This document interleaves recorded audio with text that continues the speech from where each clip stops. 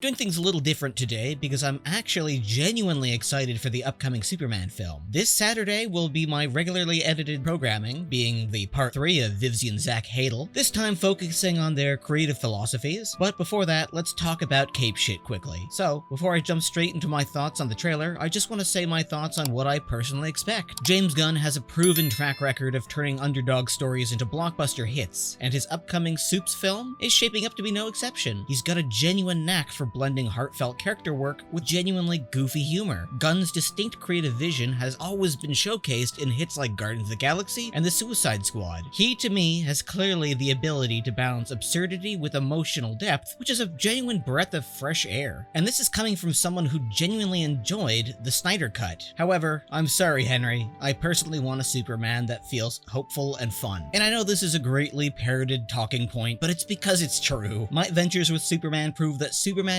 doesn't need to be someone who simply punches his way to a win. Sometimes, just being a beacon of hope and change is good enough. With Gunn's show Creature Commandos airing right now, and hey, if you want me to make a video essay on that when it finishes, let me know, I'm absolutely pumped to see how he tackles a character I as a child thought was too broken or too strong to be compelling. So, let's get into it.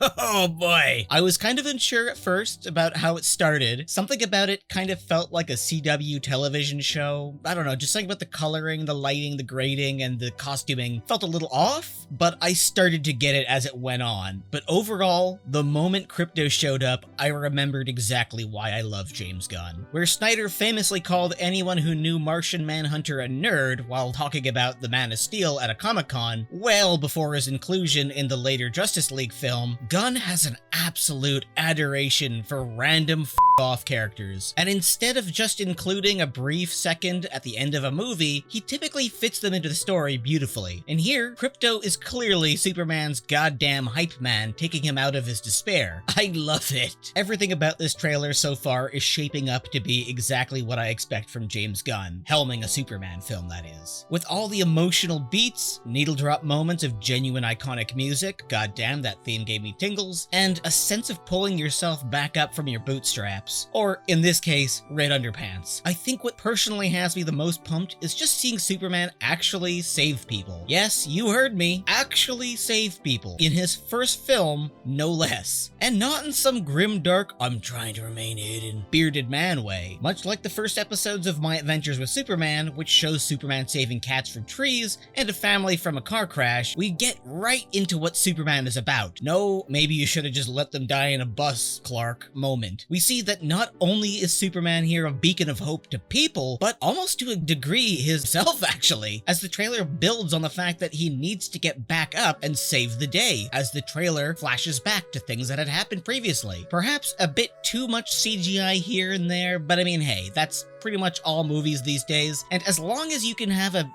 good story and a good emotional beat to the story, you're likely gonna do it just fine. Just don't let it become CGI mush like Shazam 2, oh god. And as silly as Krypto's inclusion may feel to some, I saw what he did with Ratcatcher in Suicide Squad and that space dog in Guardians of the Galaxy. He knows damn well what he's emotionally tapping into. Also, it's basically Gunn's way of saying, chill guys, he's a comic book character, not a Greek god. And while I enjoyed Snyder's films for their creative action that genuinely felt like something that Dragon Ball Z would have done if it was brought to life, I wanted a little bit more love and care given to the tone of Superman. Less grainy high contrast visuals and more poppy visuals of color in Metropolis, kind of like the animated series. As Metropolis is supposed to be basically the flip side of Gotham. There's supposed to be a sense of tonal change when you go from Gotham to Metropolis and Superman. It's just completely different. I'm genuinely looking forward to this, and I just, what do you guys think? I was really excited for Man of Steel back when that was commercialized, but when I saw it, I came out of it feeling kind of flat. It was only when I saw the Justice League movie later on down the road by the Snyder Cut specifically, that I actually started to fall back in love with the Man of Steel. So